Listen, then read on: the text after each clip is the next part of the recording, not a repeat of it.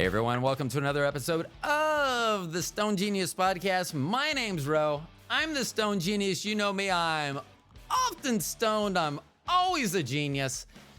Once again, the caveat, unless you ask my wife, because she will look at me and the eyes will tell me how dumb I am. And I understand that. I am not a very handy guy. So I guess I should first give a kudos to my wife for putting up to me.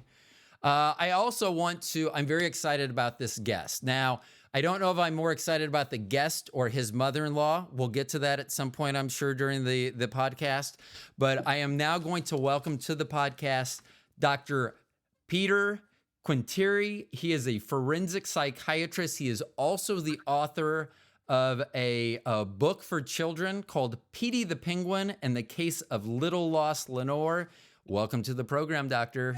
Thank you very much, Joe. Very happy to be here. It is so excited to have you here. So I'm going to give a backstory since I've already mentioned your mother-in-law. So where I have my regular gig, she came in as a customer of mine, and I absolutely fell in love. If my wife's listening to this podcast, not that kind of love. I fell in love with your mother-in-law. She is a wonderful woman. Now, I have my own mother-in-law, so I don't know if you share those feelings, so you don't have to do that. But I will tell you, from my point, I think she is amazing. I also met your wife. That's how, and I always, two things I talk about, my wife and my podcast. Rarely do I talk about work at work. And so I had mentioned it to either your mother-in-law or your wife, and they said, hey, we think we may know someone that you think would be a good guest, and I am so glad that they got me in touch with you. So thank you so much for being on the podcast. My pleasure. So let me ask you this. You are the author of Petey the Penguin and the Case of Little Lost Lenore. We're going to get to your background, but what is the premise of this book, and what age group? Because I said it was for children, but what age group are you looking at as the target audience for Petey the Penguin? I'm told by the publisher that it's generally on a fourth or fifth grade level. Okay. So let's talk about your background. So your background, or your title, is a forensic psychiatrist. What is a forensic psychiatrist? Psychiatrists that after they're finished their residency in psychiatry go on to do a fellowship in forensic psychiatry, which is a specialty where you work with the courts to evaluate patients for many things, many legal questions, capacity to stay in trial or to understand things, whether or not they committed a crime, the responsibility during that time. My training was at the Department of Justice, so I worked with some pretty interesting patients back then, actually. So what led you to this field? So our oldest daughter, Mo, she is getting her PhD in behavioral analysis. I should be a much better father and have I'm almost positive that's the correct answer, but I'm not 100%. Okay. So, and that's what she's getting in. So how did you, and I don't know like what the differences would even be, but how did you pick forensic psychiatry as like kind of as your discipline, being with the Department of Justice? I don't think all psychiatrists dream of the Department of Justice at one day. Yeah, it was a pretty coveted position. I was lucky to get it. During my residency in psychiatry, can I ask where did you do your residency? Cooper University Hospital, University of Medicine and Dentistry in Camden, New Jersey. Okay. And you study everything, child psychiatry, general psychiatry, family psychiatry, and we have what they call electives. And I began to work with a forensic psychiatrist, and I really liked it. And I worked with him for about 4 weeks. And one day he says, you're kind of a natural at this. And I said, really? He goes, yeah. And I love being in the courts. So I What did would, let me ask you, what would that, I mean, what would that be? Like if you're like if you went out on the the baseball field and you could throw or hit, someone would say you're a natural, like in a sport or something. What, when they say something, what traits were you displaying, or was he identifying that made him think that you were a natural for that field? Ro, that's a great question. I wish you were here to actually answer that question for you. I think it was my understanding of the courts and cases, my ability to interview someone that was, well, at that time behind bars, so it wasn't always an easy thing for some psychiatrists to do, Right. and my ability to write long, extensive narratives, which it's a completely different field from regular psychiatry, but it's basically assessment and analysis. And he motivated me, and he motivated me so much that when I was finished my residency at Cooper, I applied for fellowships in forensic psychiatry, and I was lucky enough to get 3 interviews and lucky enough to be awarded one over at Duke University. That's amazing. That is a cool story. So after you get to Duke and you're doing you're finishing with your, I guess, schoolwork for forensic psychology or psychiatry, what was the next step out once you left Duke? You have a lot of options. It's a great question. You can go into private practice, which I may do at some point. I joined the state level. There was a great need for forensic psychiatry and go to court. Let me just ask real quick, would the difference between like a private forensic psychiatrist, would that be for like a defendant or someone, I mean, someone looking for an independent, and with the state, that it's more on the prosecutor or the prosecution side? It's actually both. When you're in the private practice, attorneys will generally call you. Okay. They'll either say they have a client they want you to assess, and they'll call you as an expert witness in the court. Of course, the judge is the person who has the final say in court, but you're only giving a clinical opinion as a forensic psychiatrist, or you can work for the other side. It all depends on who you get the call from. I enjoy state work because it's very challenging, and the patients are very challenging. And so far, I haven't found a bad moment with it. So I'll stick with it as long as I enjoy it, I guess. Yeah, and so you practice, and where I met your family is in the Kansas City area, and then Right. you still practice on the East Coast as well. Is that correct? Not anymore. Oh, no, No. not anymore. Okay, so you're just so what brought you from the East Coast? And I will tell you, I have not been to New Jersey before. I have not spent a ton of time on the East Coast, and it'd be more southern East Coast. So what the hell brought you to Kansas? Witness protection program. I was being relocated by the. No, I'm just teasing. I was gonna say, I was gonna be like, I don't think that you're supposed to say that you're in the witness protection program. But then my first head that popped into mind when I was trying to picture you was Steve Martin from My Blue Heaven. That was, if you were gonna go into the witness protection program, that's how I would expect you to drop the $100 bills down there, and everyone look at that $100 bill and go, "Wow, is this real?" That's right. Actually, what I did was I followed a friend who was working in Brooklyn at the time, and they needed some psychiatrist there, and I really enjoyed working with her in the hospital. And then one day she picked up and left, and she was going to Kansas. And when you're from the East Coast, Kansas sounds like it's someplace very, very far. Yes. But I had studied in North Carolina, and even though the South was not the Midwest, Right. I had grown accustomed to very, very nice people. And I heard everybody was so nice in the Midwest, and they needed psychiatrists there. And I called, we do. talked about it, and she kind of incorporated me and recruited me. Well, that's good, and I'm glad that they did. But I was just because I will say there is not a mistake with your mother-in-law. Like if I have my back turned and she walks in, I know exactly who it is. And I mean, I wouldn't have to, I'm not really good on accents and things, but I could tell you that she was from the East Coast. I may not have been able to pinpoint it, but so it was very dramatic to have to know that your mother-in-law, because I'm like, you're so out of place here in Kansas, I feel. I really do. So, but I'm glad you're here. Now, are you working with the state hospital in Kansas? Yeah, I'm looking for KDIDS, which is the Kansas Department of Aging and Disabilities, and I work at one of the main state hospitals. There are several, Right. but I'm working at the biggest one here. Yeah.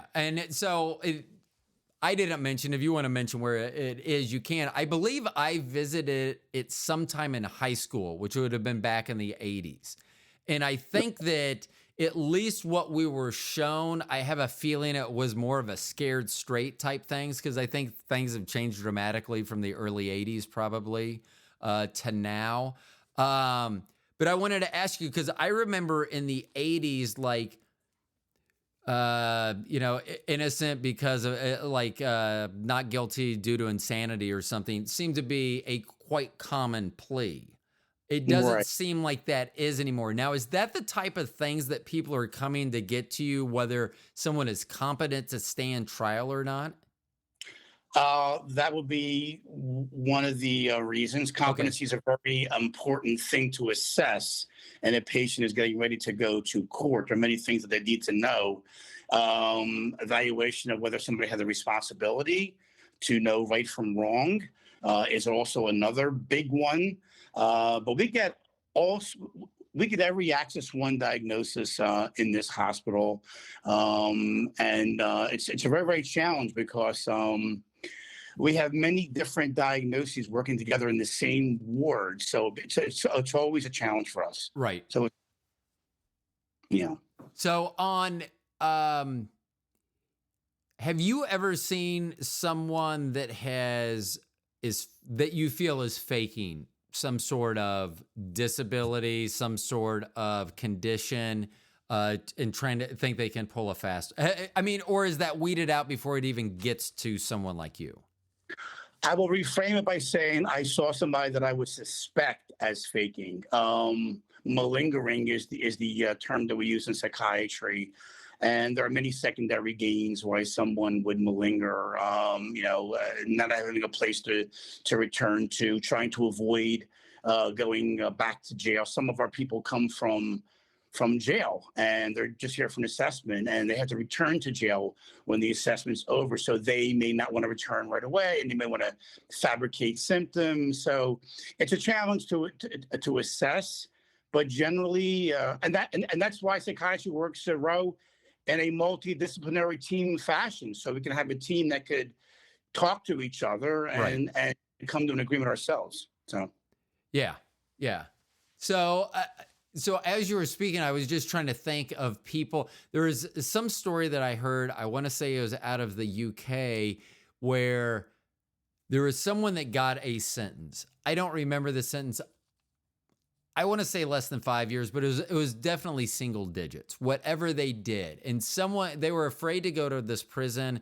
And someone said, well, you should act like you're crazy and then you'll get to do your time like an insane asylum or whatever they called it. And so the person did that. Well, when they got in, they tried to then tell them, well, they were trying to figure out what was wrong with this person. I don't remember the story wholly, but it ended up, he said, well, he was just in there to try to get out of going to real prison. And they go, well, nice. that's something an insane person would do. So whatever his original sentence was, he's been in like 3 times that amount in the facility they sent him to. Interesting. And yeah, I was just like, so that's why I was like wondering how much like people try to pull the wool, like try to fake it. Oh, I didn't know what I was doing. I'm not capable of understanding. So I just didn't know if they were already weeded out by the time it got to you, but it does sound like they do. Yeah, that does happen more than not, but generally people reveal themselves. For instance,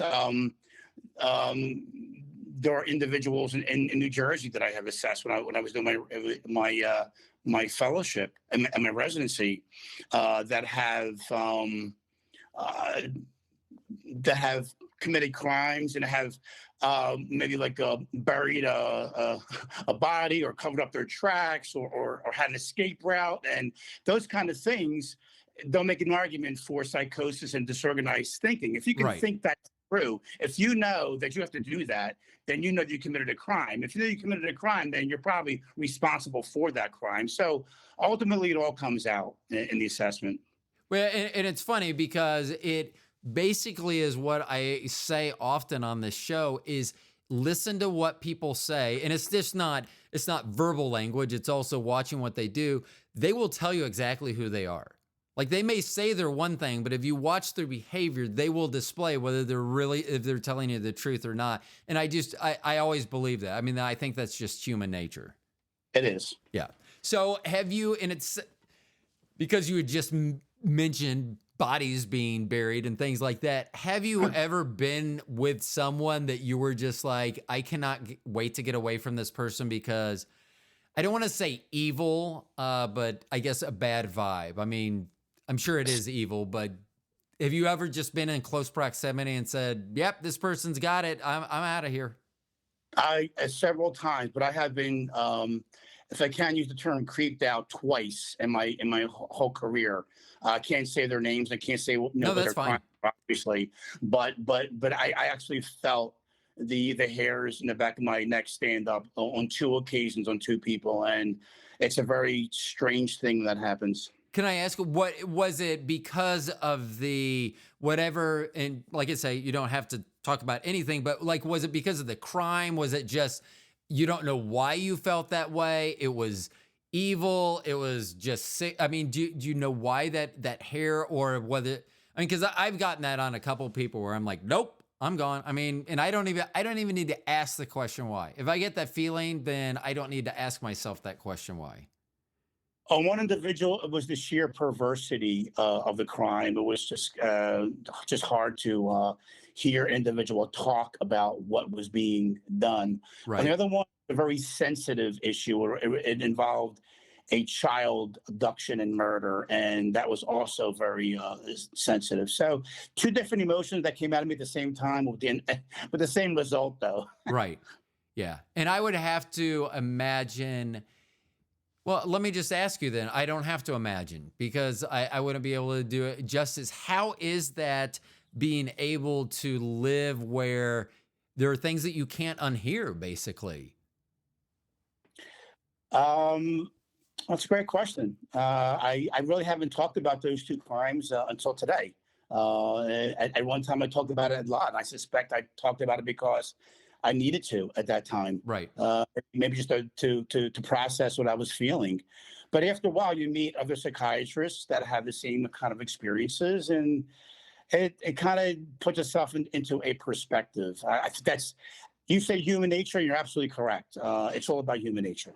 Have you ever heard like other people talking and be like, "Oh, people are so bad," and you're like, "You have no idea," or are you? Do you feel like the normal person knows how and crazy may not be I know that's not the right term, but I'm just gonna use it anyway. But like how crazy a person actually can be. Like some people are like, "Oh, that's so crazy," and it's like you have no fucking idea what crazy is. Have you ever? Are you at that point, or are you still kind of? No, I experienced that quite a lot, actually, and I do come back with a line similar to that you have no fucking idea what you're talking about, and they'll say, "Well, tell me," and I'll give a story or two, and they'll just stare at me, and so I know that they don't have that kind of Yeah. idea, you know. I think I would be like, do you want to hear a story that you will not be able to unhear? And if they say no, then go, that's what I mean. Because I Perfect. remember there was some video, and I know what the video was about, called Two Girls, One Cup.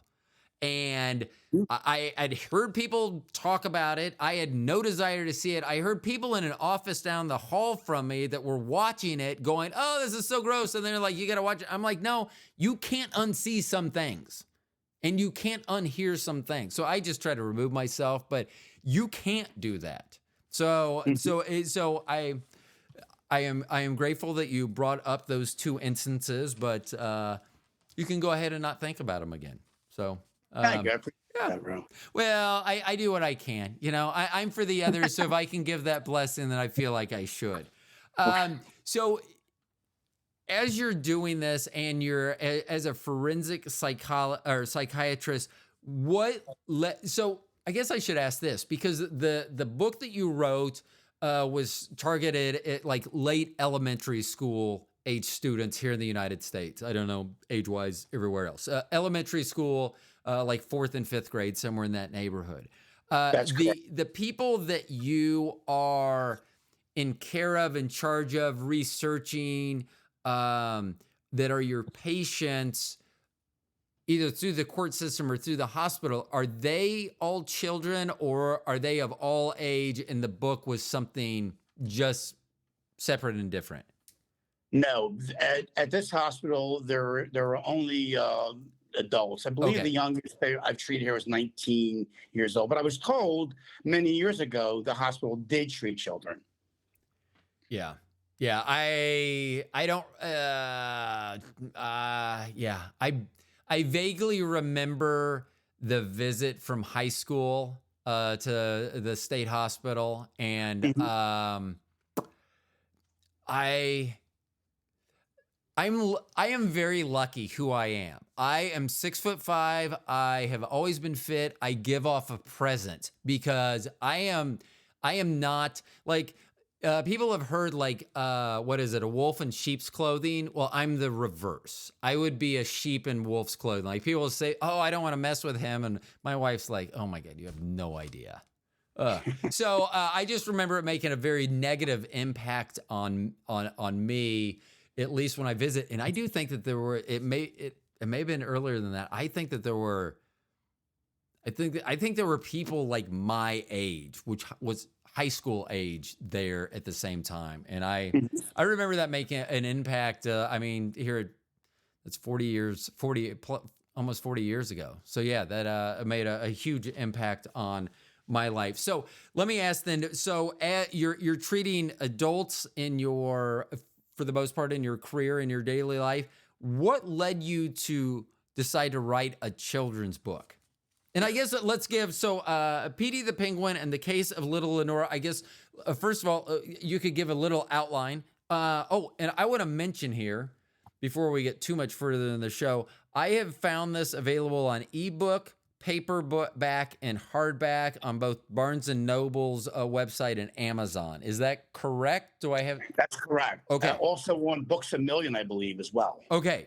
So those are where you can go out and you can find this book, Petey the Penguin and the Case of Little Lost Lenore. So what led you to write a book, and what's this book about? I had an idea to write a series of books for children about 2 years ago who had emotional problems, but I struggled with it, and I realized I struggled because I did not want to write it in my own clinical voice. I wanted to talk to the child directly. There's so many great books out there, Ro, and they're written by psychiatrists and psychologists, and they're very clinical, and they're all very, very good. So what I did was I created a secondary universe using a penguin psychiatrist and his friends to make it a little more child-friendly, a little more playful, a little more innocent. I wanted to create a place where the child felt comfortable living in and hearing about problems. And the illustrations are great, by the way, as well. So like I told you earlier that both my wife and I have read the book.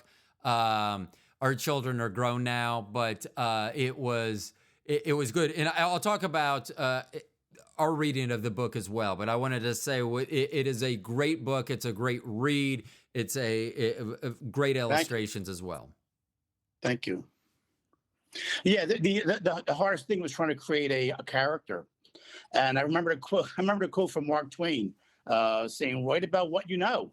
And my wife had always told me these funny stories, about her as a little girl. She had bad vision, and she had corrective braces, and she couldn't walk too well, and she had the speech impediment. I says, well, there's my character. I'm going to write a book for my wife. I'm going to call her Little Lost Lenore, and this is what I know. Right. And it was great because at the same time it was my 30th wedding anniversary, and I had always written her all of our married life. I'd always written her poems for her birthday and for anniversary. I wanted to do something special, so I figured I here's a have good that, idea. I have that sound because I just wanted to know you make all the other long-term committed guys or committed spouses, committed partners, you make them, because like my wife will tell me, like, you know, during the courting phase, I think everyone's doing that. Oh, I'm writing you a poem, love notes, and all this. And Right. like at this point, after being together with my wife for 28 years, the best she gets is I'll use painter's tape because it doesn't peel the paint off the wall, and I'll write her a note on painter's tape and stick it somewhere in the house. And I hope that she finds it. Fingers crossed that she always. So I will tell you, thank you very much for doing that for 30 years, writing poems and things. My pleasure. And the book was her 30th anniversary gift, as many things. So the timing was amazing. Oh, yeah. Yeah, my wife's she's gonna expect a book at some point. Actually, I do. Right. All my notebooks. I will give her my notebooks at some point. Yeah, no, she won't want those either.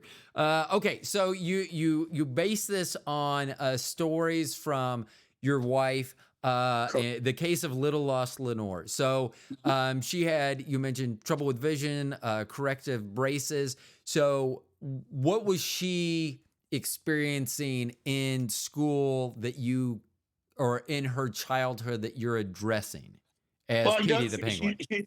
She's very popular in school, but I do know that she had some teasing, not so much on the extent of bullying. But I decided to center the book on bullying, since it's a very important problem amongst children today. So I took that idea of her being teased, because that's a hard thing for a child to have to deal with in school, and I made it a bullying problem. So the first book just deals with the bullying, whereas the second book is a lot darker.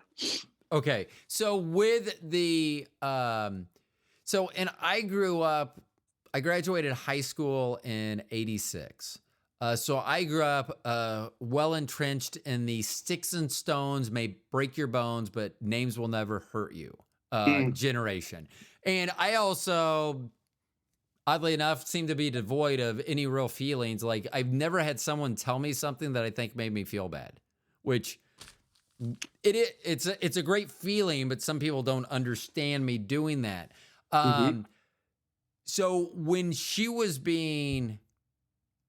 did she ever have anyone stick up for her? Do you know?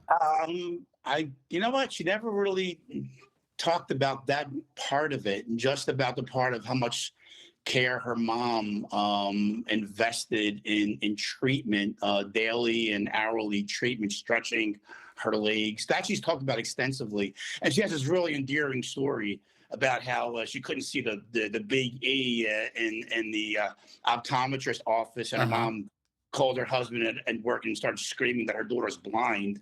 So so I put that in the book as a comedic reference. I hope it's taken as a comedic reference, but I meant it to. Yeah. But as far as everything else, I'm not sure if she had a friend who stuck up with her or not. No. Well, it's in the I call it the society, the International High IQ Society. We have forums that we can go in, members can talk and discuss things among themselves. And for bullying seems to be a common thread or topic. There are often people with higher IQs that they just stand out, so they be outcast or marginalized, and they'll get bullied, or they're the top kid in their class. Different reasons. So they will ask a lot about that. And because of my brash personality, and I've always been bigger than people my size growing up, I was always played up, generally 2 grades in whatever sport I was playing. So one of the questions was, it was just a broad question. Have you ever been bullied? Because that's the best thing to ask a genius, because they'll write you a novel. But people were talking about the bullying. And so I actually responded, I was never bullied, but I did bully the bullies. And I sent that. And it took someone in the high IQ society to point out that I was still identifying as a bully. Because so there was a certain person, I will just call him by his first name in high school, Ben. He was a target. He was much smaller than everyone else. He had obvious medical conditions that were going on, both physical and probably mental to some respect. And there were horrible rumors about, his family and his parents and him and his brother and all these different things. And when I got to high school with him, I was like, that's unacceptable. No one got to do that. So he was under my wing. If I ever heard anyone in the school that had a problem, and I was able to do this even coming in as a sophomore with this person to senior, it didn't matter who it was. If I heard someone had an issue with them, all of a sudden they had an issue with me. But it was funny because they go, that you just identified yourself as a bully. And I didn't think of it until that time because it's still what bullies do. Taking someone that is perceived lesser than them, not being able to maybe stand up for themselves, I believe, and they take advantage of that. And I Correct. was able to do that to others. I was just, from the outside, everyone's like, well, that fucker deserved that. So it's okay that Roe did that. But I was still probably inflicting the same type of distress or something that they were inflicting on others, which was probably my intent. But in retrospect, because I always was proud of, I bullied the bullies type moniker, which was always more like not a thing that I used to say, but when I put it down in writing and they pointed that out, I was like, yeah, I was a fucker about it. I mean, I'm glad that I stood up for the people that I stood up for, but I probably had better options of the way that I could have handled that. Now, could I ask, did you have height back then in school as well? As you did? Yeah. Okay. Yeah. So I actually, when I was a senior in high school, I'm 6'5" now. I grew another inch. I was 6'4", but I was the tallest guy in our school by probably 2 inches, which is weird because we had a gigantic school. I was always in great shape. I mean, I'm thin. I mean, I've always worked out and things. So I just command more of a presence than I'm awarded. I mean, I've talked about it on this podcast before that when I worked in a retail environment, especially right after COVID and the whole mask and people wanting to fight and argue about that, I would be off and I'd come back after a day off. They'd be like, oh, this person was in and they did this, that. And I was always like, why don't people ever do this when I'm here? And it took me like 6 times of saying that out loud before I was like, oh, they probably don't do it because I'm here. And there's another person, Rudolph, who just as tall as I am and probably outweighed me by 100 pounds. And if the two of us walked up, it was like, nope. Someone would probably turn away. And it was, and neither one of us would be considered by people that know us fighters. Blustery. We're the peacocks that like to show our feathers and then can't do anything other than show our feathers. We don't know.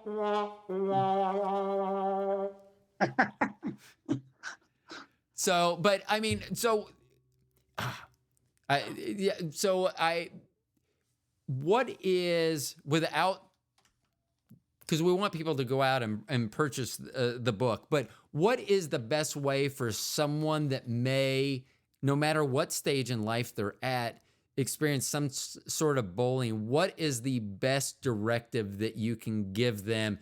And you don't have to use a Petey the Penguin voice. I do believe if you ever want to do it, I believe this would be a great Petey the Penguin voice. It'd be like, hey, what's up, Lenore? Come on in. Let's have a chat.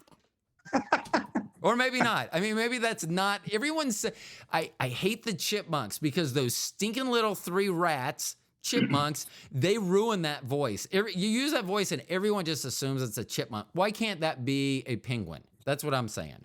It could be. Yeah. There we go. So if you ever want an oral presentation of Petey the Penguin and the Case of Little Lost Lenore, I would be more than happy to read it. And every time I get to Petey's voice, I could make sure that happens. Now, what did we do about the 6'5" frame? Oh, did we put you on it? World's tallest penguin. There you go. There you go. Yep. So, but what would your best advice be to someone who's experiencing some sort of challenge with bullying? Because, hold on. Let me ask you this real quick. What have you seen change from the beginning of your career to currently that's changed so much in bullying? Because when I grew up, it had to be face to face. I mean, someone could bully you by talking shit behind your back, but if you're really going to bully someone, it used to be face to face, and that is no longer the case at all. So what have you seen in the professional field that has changed so much? The internet. And you're absolutely correct. You're spot on. Bullying initially was, I guess, more physical, more intimidating, more verbal. Like I'm going to, fucking beat you down or something. Now we have this cyberbullying, which is it's a whole new way to bully because you're not face to face. You have social media bullying. You got people who send texts, and I don't like text because you can't see someone's facial affect, so you never know what someone is really meaning when they say that. Right. But it's changed in terms of that kind of bullying. The internet, there's so many more ways to bully the internet than in person. Right. Yeah, and it also lasts there.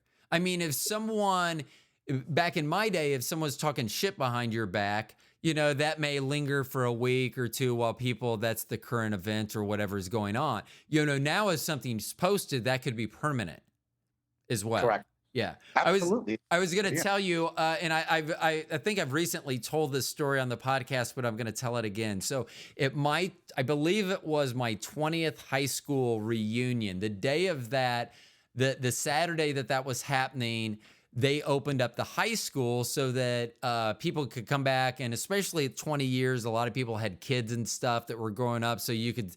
If they were around or in town with you, if you're from out of town, they could go back and see the high school that your parents went to. And so I took our kids, and let's see, that would have been, actually, I can't do the math, but our kids, I think they were probably like 6 and 11 or 7 and 12, somewhere in that neighborhood. And we're going through my high school, and our oldest, Mo, was getting into schools that had lockers. Well, now lockers are generally only 3 feet tall, and they're only 8 inches wide. You can get a couple books in and stuff, and they're usually double or triple stacked. Well, at my high school, which was built back in the 60s, they have what I would consider and what you would probably consider a locker.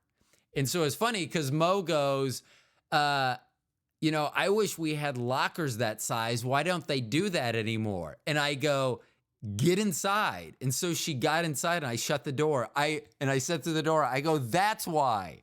It was because that was common bullying back in my day. And no one got in trouble. If you shove someone in a locker, then someone would come by and be like, don't do that again. But I mean, that wasn't even something that would get you in trouble back then. Right. Some hall monitor would come and stop you. Yeah. Yeah. And so I agree. So it used to be a much more physical or present based. I don't remember anyone. I don't remember anyone I think I really got physical with. I mean, I may have grabbed someone or something, or let's say controlled their movement a little bit, but there were no punches. Once again, my presence could usually deter that, and my presence couldn't. My quick wit or comedy generally could diffuse a situation also if it needed to be diffused. But they got the message. They got the message right away. Yeah. Yeah. And that's not the case anymore. And it, because so many people can see it before you realize it. It was funny. My wife and I were watching Full Swing on Netflix about golf. And the season we're watching was talking about when the PGA and Live Golf merge, and there were mortal enemies, those two tours. And then when they merged, most of their players, if not all their players, were finding out on Twitter. No, they didn't get a call. And like I was thinking, all of these people are finding all this information out at the same time, and that's how it is with bullying nowadays. Yeah. I'm sorry. Go ahead. No, I was gonna say the unfortunate reality is that most kids who bully are probably being bullied themselves. But I think what people have to understand is these kids have a high degree of insecurity in themselves. They have problems coping with their own security. They want to fit in, and they bully as a mechanism. So that's just one of the proposed mechanisms of bullying. But there are so many more. Yeah. Do you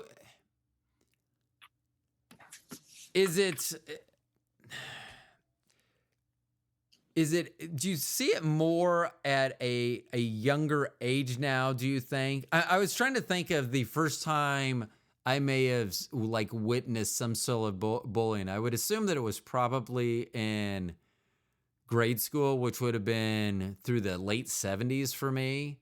And those are just so different times. I mean, I think about things I hear some youth do. I saw something a teacher posted, like things her students were doing, and these were like 12-year-old like sixth graders or seventh graders, and just the stuff they were saying. And it amazed me that not only did they have the brashness to even say that to a teacher, but the fact that they were being exposed to some of the comments and some of the things that they were doing. So I just think that I don't know. The youth got stolen. I think to answer your question, I think the incidence rates in the country are pretty variable, and it's like child abuse. We only know it because what's reported. I mean, there are so many more kids out there being bullied that we don't know about because it's simply not reported. But if you look at any textbook, they'll say, 25%, 30%, as being bullied between the ages of like 10 and 15. But no one knows for sure because that child may be too timid or too shy, and he may be embarrassed. He may not want to report the bullying. Well, yeah, I would think if they may not stand up to a bully or say something to a bully, then they're not going to tell anyone else, because it may have some sort of maybe a little bit of shame, like because I am being bullied, I'm not going to tell someone. I'm not going to tell someone that doesn't know that already. I'm not going to tell them about that. That's correct. Yeah. Oh, and and that's where I feel a sort of a disconnect in our whole family. So my wife is 6'1". Our oldest, who is actually our runt, she's 6 foot, and then our youngest, they're 6'2". So, and we're the wall when we go to church. If we don't sit in the back row, no one can see past us. It's just, and we will hear that too. It's funny because it's like we're at church, we can hear you shit talking us behind us. We can't see the minister. We can't see what's he? It's like it's ugh. So anyway, so we have always been I love being tall. I always say that at 6'5", I'm God's height. That 1 inch taller, I don't fit in cars. I don't fit in beds. There are certain things that I can't do, and I've never wanted to be 1 inch shorter in my life. That's great. That being said, our kids, our daughters, my wife, they're in the same boat. They are always been so much taller than everyone else that there's a presence that. We walk in, and the cool thing is everyone knows that when we walk in a room. It's just you're not used to someone filling up a doorway generally. That's great. That's great. That being said, it's really a drawback too because you can't disappear. You can't just hide because everyone's like, "Oh, where did Ro go?" And it's like, and our children have, in different ways, the same brash, very loud personality that I do, which also does not help for camouflaging you in certain situations. But so I do know that our youngest was bullied severely in middle school, and a lot of it had to do is we moved from the city to the country. And that was a huge thing that went on. I mean, and that was, and we didn't get much feedback from. Actually, I think one of the feedbacks we got from the school was, "Well, what did your child do?" Like they were deserving of the treatment that they were getting. Do That's you find that in as you're doing research, the forensic research of maybe a situation, do you find that at some point or at multiple points of failure that it was like a bullying or a situation, maybe not necessarily bullying, but anything in your line that it's being missed or being, poo-pooed away? No, that's not that big a deal. Don't worry about that. Yeah, I have seen that in some patients, not very often, but I do fully suspect that it's there. Parents need to, I guess, look out for signs of bullying in their kids, and overall. Okay, so I want to circle back to the book then, because since we're still talking about bullying, Petey the Penguin and the Case of Little Lost Lenore is the first book, and you had referenced a second book. So, and you said that it was a little bit darker. So when can our newly minted fans for Petey the Penguin and the Case of Little Lost Lenore, when can they be expecting the second book? And can you preview, without giving too much away, the change in the tone or the kind of the change from book one to book two, or is it even a continuation? No, I'd be happy. Every book is going to start out with the title Petey Penguin and the Case of. Okay. And then the second part of the title will be the new patient. Petey Penguin will always be the psychiatrist. Flo, his office mate, who does everything in the office, appointments, dusts, shovels, like the Leonardo da Vinci of like psychiatric office practices, she will be returning. And Potbelly Putter, his best friend, the little dachshund, will also be returning. But the patient himself will be different. And with the first book, I kind of drew on my childhood love of Seuss and Charlie Schultz. The second book, I'm going to lean more toward Edgar Allan Poe. I'm a big, obsessed Poe fan in terms of his musical, the musicality, use of alliteration. So I have more of a repetitive rhyming sequence that he did in like The Bells and Raven, those kind of things. But it is much darker. It's a much darker content. I've had moms read it to preview it, and they've told me it was dark. So as a darker content, is this second book, is it going to be for the same demographic age group, or is it going to be for a little bit older child, or do they need to, will there be any like parental guidance, like an advisory, like, or is it still going to be, I guess I don't need to ask any, I've loaded a lot of questions. I guess the biggest one is the age group that the second book will be, that demographic. What is that looking like? It'll be the same. I'll tell you why, Ro, because I have Lenore's young cousins, Gracie and Ella. They're kind of like my childhood proofreaders, and you did give them, and you gave them props in the in one of the title pages there. I saw all the props. So yes, I did see that. So hold on, I got something for them. Yeah, because that is very nice that you have those that child labor at your hands. And I said, if they can, and they're both very talented and very, very bright. But I figured if they could understand the subject matter and be able to talk about it, then that's obviously not above a childhood's level of comprehension or intelligence. So they just read book 2, and I got a favorable response from it. But it's dark in a sense. It's not like demonic or anything, but it's dark in a sense where the child is very sad. He retrieves into this fantasy world. He needs to escape. His dad was involved in a horrible car accident. It's alluded that someone was hurt in the car accident. Dad begins to drink. And I didn't want to imply that fathers are alcoholics, but this father drank after the fact that he had the accident because he had so much guilt. The boy was in the car, and the boy grew up traumatized, not only from the accident, but about Dad himself who drinks. So he has to understand, and he's visited by animals that coach him. He's visited by a raven. He's visited by a horse, and they all talk to him and tell him what he's feeling is actually real. It's more therapeutic. It rhymes better. I think I'm getting a little bit better in the rhyming sequences.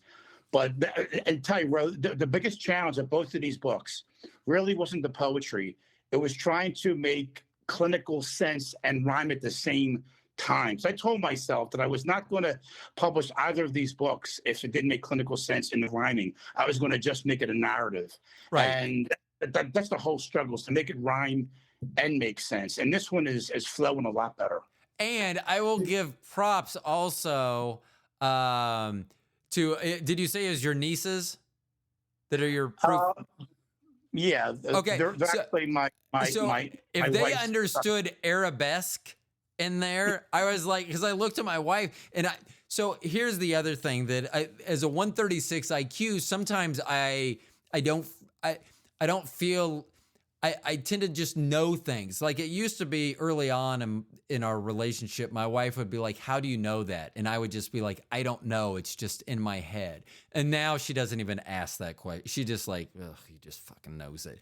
But so I didn't know. I asked my wife, I go, should like a 7 to 10-year-old, should they know what arabesque is? And she goes, do you know what arabesque is? And I'm like, I do, but that doesn't mean that. So I will give them props that, and I do like that. And that I will tell you that Bobby and I both reading it, we talked about, can they, so we were like, our kids are a little bit like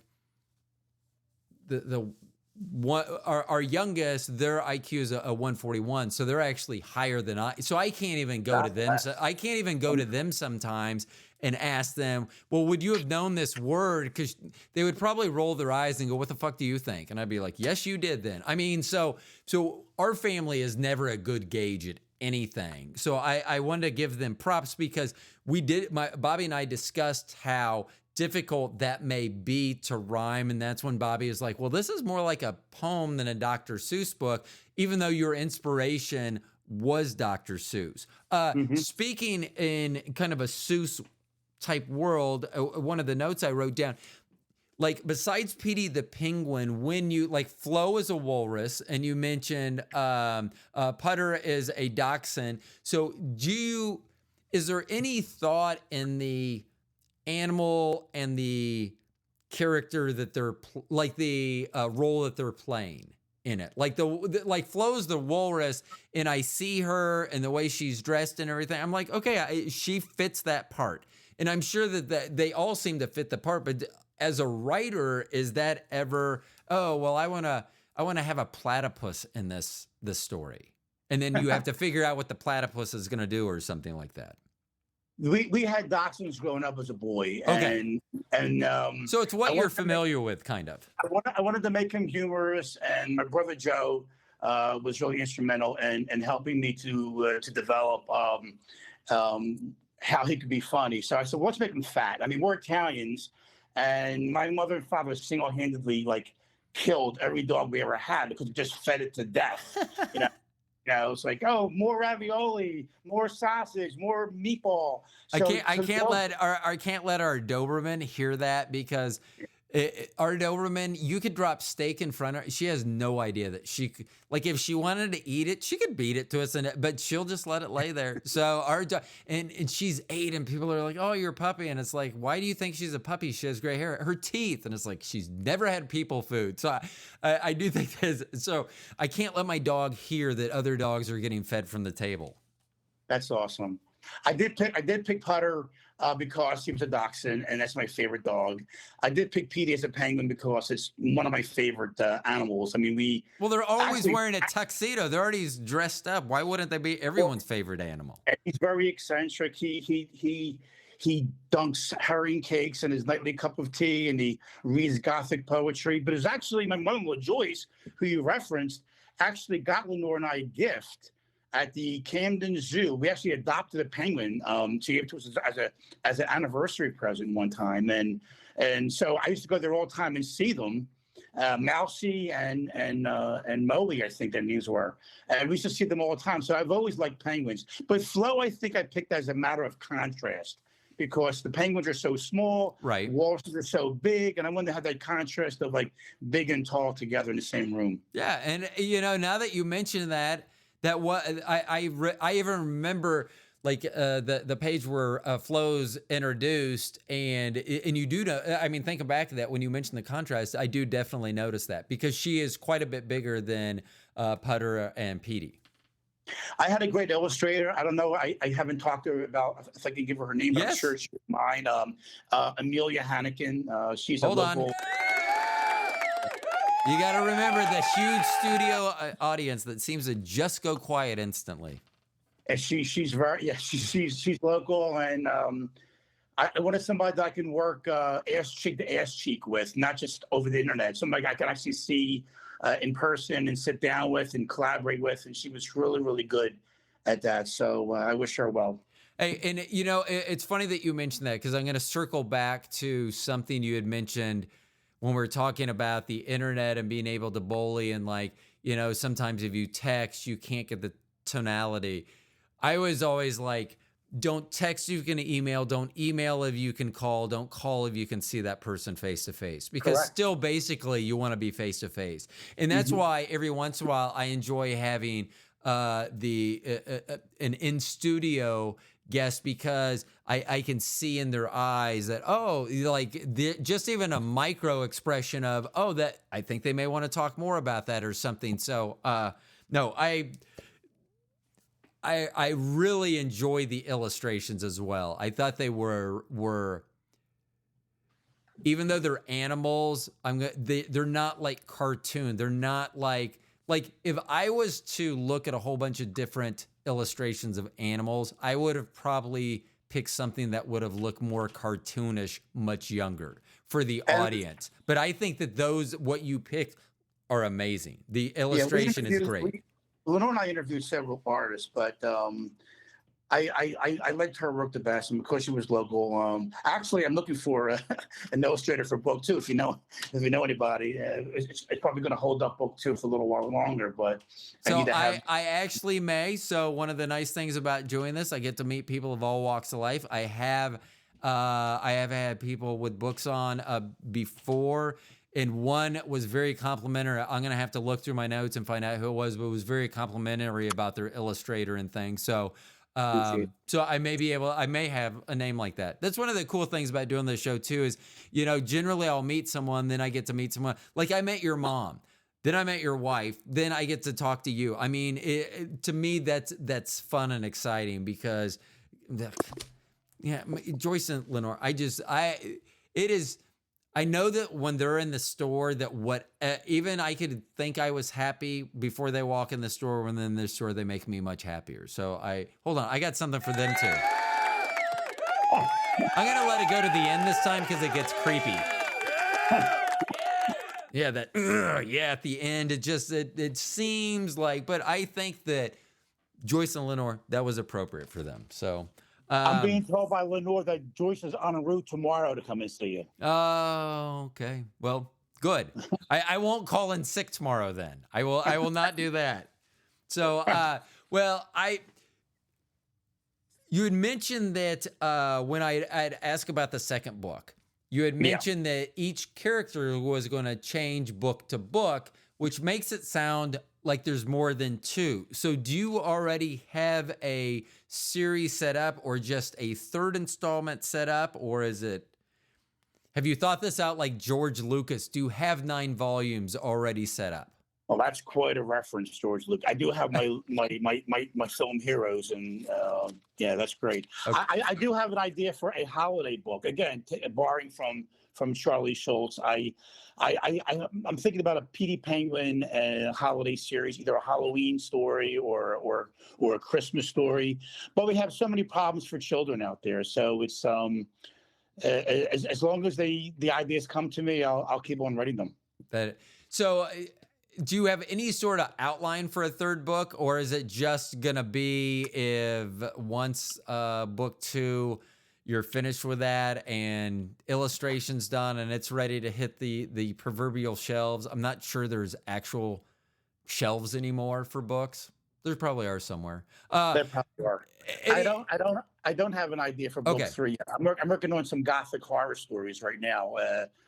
Which is kind of taking some time from me, but which do you find more fulfilling, the those Gothic stories that you're working on now, or something that kind of is it's more of a, it sounds like a, I don't want to say a more personal, but maybe the focus is different. It may be, on those stories. So which one to you are you enjoying more, or is it just totally different? You can't compare the two. Yeah, they really are. I wrote my first poem when I was in 8th grade. I wrote quite a few short stories. So right now I'm having a fun with the Petey Penguin series, but living on near a psychiatric hospital, I have a lot of good ideas for goth horror. So right Right. now it's kind of it's amusing me right now. Okay. Yeah. When with Petey the Penguin, Yep. in the case of Little Lost Lenore, when you originally had the idea for it, how long did it take from idea of I need to write a book for children about bullying till the day that you were like, I just became a published author? Do you remember what that time frame was like? Yeah, I do. I remember I remember exactly where I was when I had the idea. I was sitting in my office. It was about 3 o'clock in the afternoon, and I had a patient that had a history of childhood trauma, and I was going to read about childhood trauma to help him. Right. And then I thought about, and then one thing will do another. No, a thought becomes an idea becomes a word. I mean, David Lynch said that, and he's right. And so that's when I had the idea to put it in not in my voice. And I remember sitting down, and this is no bullshit. I remember sitting down and writing the first 5 stanzas in like that same sitting. It just kind of flew right out of me. I actually saw it, right in front of me. Right. And then I hit a wall, and then I went back to it, and then it was like 1 and 2, and I put the pen down around August of 2022. And I went home to Jersey, to walk on the beach, and the whole therapeutic process was not finished yet. So I wrote all of that when I was home in Jersey, the whole therapeutic lines between Little Lenore and Petey Penguin. But I had the dog part done, I had flow done, I had all the descriptions done, I had the humor done, but I was struggling with rhyming and him counseling her and making it rhyme at the same time. And it took the Jersey Shore for that to happen. Well, and that's what I sometimes it as creative, and that's one reason I enjoy this. I'm gonna have to break it to Lenore tomorrow that I will be leaving my paid gig to do this as my paid gig very shortly. Hold on, because I've been wanting that for a long time. So thank you. So I forgot where I was going with that. Anyway, I do know where I was going with that.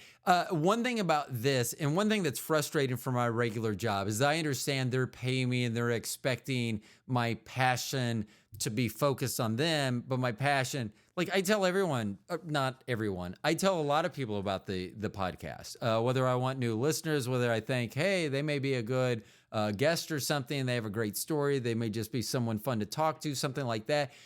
I sometimes find it where I cannot put the pen down.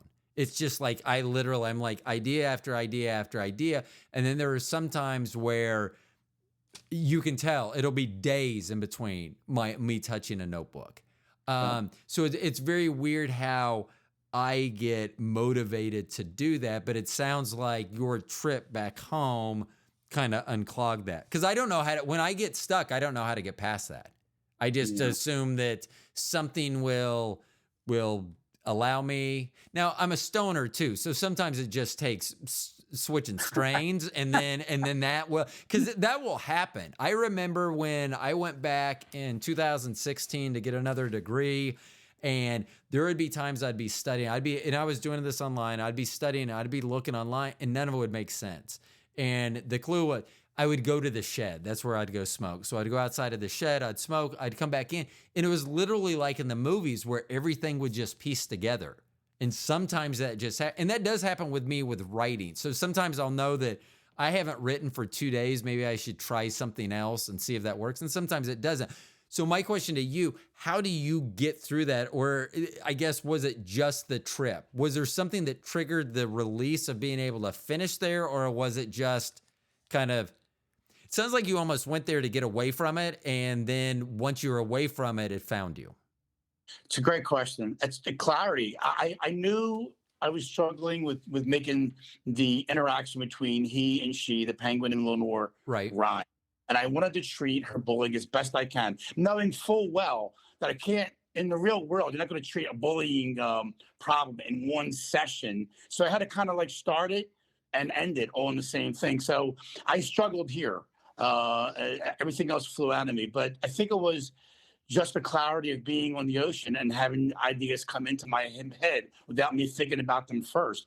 It's a beautiful thing when that happens, Ro. And you being a writer yourself, that it happens to most writers. You just see it. It's like a vision in front of you. Yeah. And I saw it one day, and I ran back to the blanket and to the chair and took out my phone and just started typing maniacally. So it was awesome. So how many, because I know this as a writer, because there are a lot of times that I will sleep out in the living room, or more often is the case, I'll stay up all night doing notes, because I'll go to lay down and then I'll get up to write notes. I'll lay down, I'll get up to write notes, and Bobby will be like, if you get up again, do not come back to bed, which is totally understandable because I'm keeping her awake, and I get that every time I get up. So I'll come out and I'll do the notes and the things that I need to. So when that gets related, so I guess my question is, there are a lot of times where I'll lay in bed and I'm like, you know what? Hopefully I'll remember this in the morning. So I feel like I have probably a handful of $1 million ideas that I've forgotten about, and a great many sketches or bits for the show that I've forgotten about.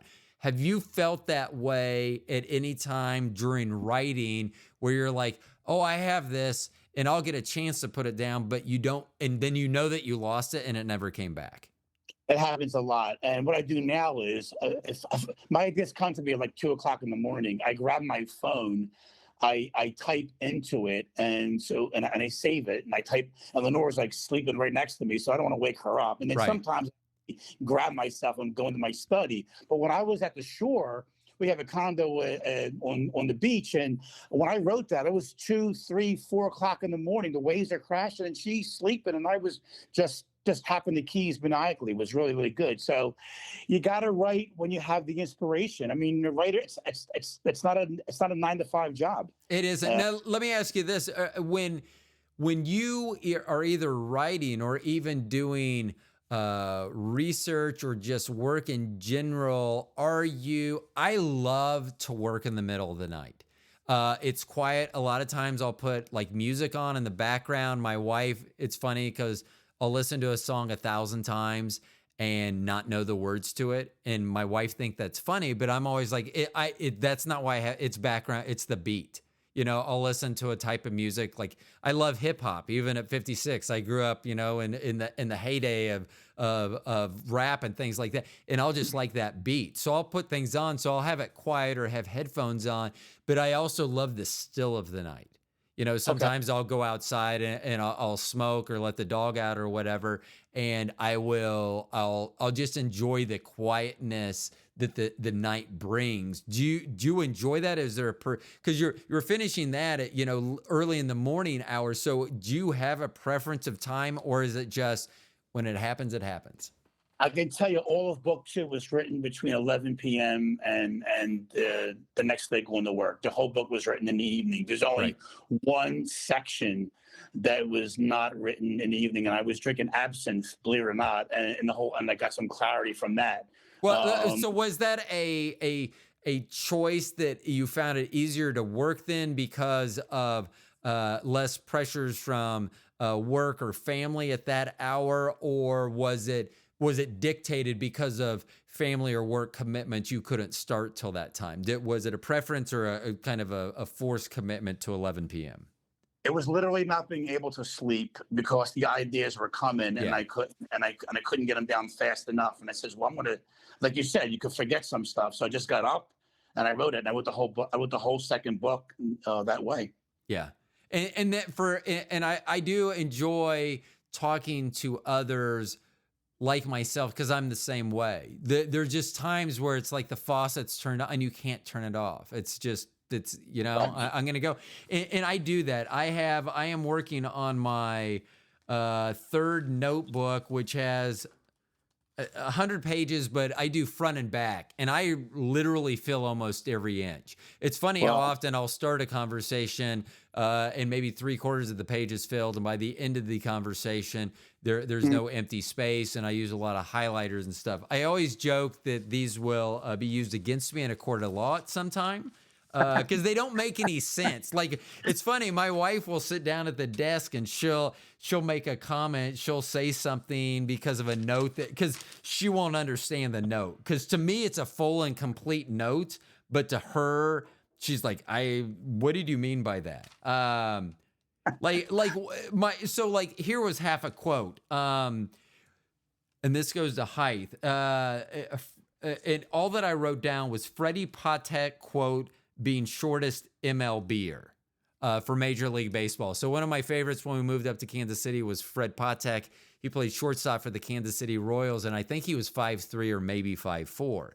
And when he was asked what it's like to be the shortest player in the major leagues, he goes, well, it's a lot better being the tallest player in the minor leagues. But my wife did it. She was like, she wanted clarity of that because not always will that make the show. So I very much enjoy talking to people, but I will write stuff down. And then there are even times where I'll come back the next day. Ooh, this is a great question for you. Have you ever worked late into the night, early into the morning, thought you had these great ideas, you separated from it, you either went to work, went to sleep, what have you, came back and gone, wow, that was a shit idea? Maybe not so much the shit idea, Okay. but shitty what I wrote. I said, Okay. what was I thinking when I wrote this stuff? So it's that, but that's the creative process. I mean, let me just clarify. If I'm writing creatively for the first time, I can do it in the middle of the night. That helps me. But if I'm editing my stuff, I could be anywhere and edit it because it's already in front of me. All I got to do is better.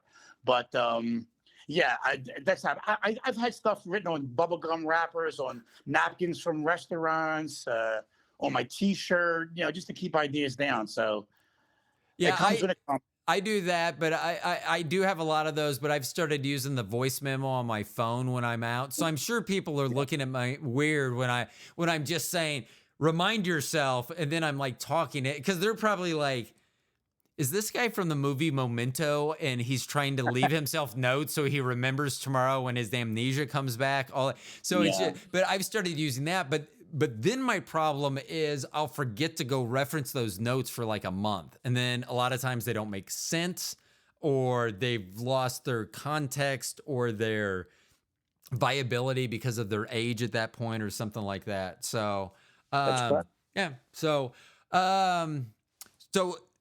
do you have a time frame on your new book series or book that you're working on, a more gothic book? Do you have a time frame, or you need to fully finish and get everything done with PD2, the Electric Boogaloo? And I know that that's not the actual name of it, but I want you to know you can use that as a placeholder. I appreciate that. I do have a name. The second book is Petey Penguin, in the case of the broken boy who fell from the sky. That's going to name it, and it's going to have a lot of flying references and falling references as a metaphor for the falling in his life. And he's going to be caught at the end by a giant polar bear as a metaphor for his mother rescuing and catching him from memory. So it's coming along nice. If I had it illustrated, I would submit it to the publisher now. Although my publishers are saying that they can illustrate it for me, I'm hoping definitely. But would you rather have? It sounded like you enjoyed the personal interaction or the. Okay, so because it gives you, I mean, I don't know how that process would work. If someone's illustrating, you don't really have any input. At least that just seems like a difficult thing. I like what you say, ass cheek to ass cheek, and I mean, because that's how you can still collaborate and get stuff done. Not all the time it's needed, but sometimes it's very beneficial. Not everybody's going to do that, Ro.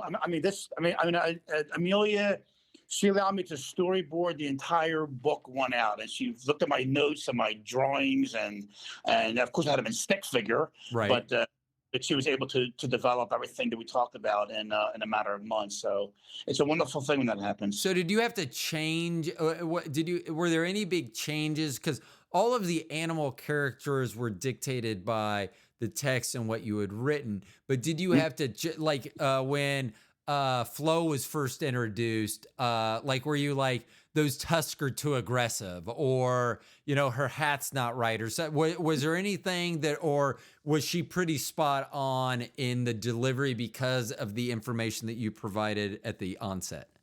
Yeah, there was a few things. One, when Amelia first drew Lenore, she had her with reddish brown hair, and my wife is a brunette.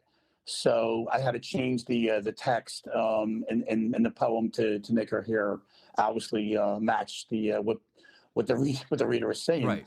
And the rest of it after that was just creative stuff, like putting the chalkboard on the wall to show that the dog's always hungry, and he Right. always has to eat, and like he has to see what food choice is coming up next. So she had to draw that in for me, and then putting multiple hats on Flo to create this Leonardo da Vinci type thing that she's got, that she can wear any hat and do anything that Petey needs her to do.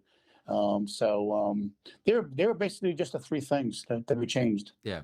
No, Bobby and I very much enjoyed reading it. Like I said, the illustrations were great. I thought that they were, I don't know, mature. They were appropriate. Like I said, they don't look cartoonish, which is nice. They look, they don't look like I don't. Here you go.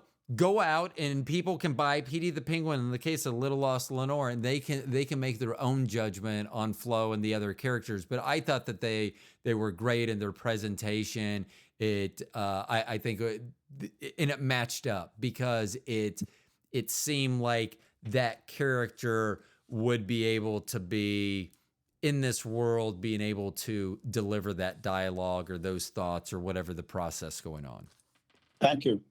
Yeah, I thought it was great. So I will tell you, I'm looking forward to the second one coming out as well. We have a niece and nephew that will be entering this age group here shortly. Our niece will be the first one entering in, and then we have a nephew that'll enter a couple or 3 years after that. So it would be great for this budding series to be introduced to them, because I can't even imagine what a 7-year-old is dealing with. I mean, I'm trying to think. When I was 7, we were fucking getting out of the Vietnam War, and that didn't mean anything to a 7-year-old. I mean, it's just totally different for 7-year-olds now. So, so the Petey the Penguin and the case of Little Lost Lenore will be something that I think everyone can take a hold of, because, like I say, even if you think maybe you're doing something right, you can possibly cause pain. Even though in my mind, I was justified for sticking up for the people that, in the way that I was sticking up for them, I was really just doing to this person what they were doing to others. And I know that it's said that in the Bible, that's what happens to unto others as you want done unto you. But I don't think that's what bullies are used to or want.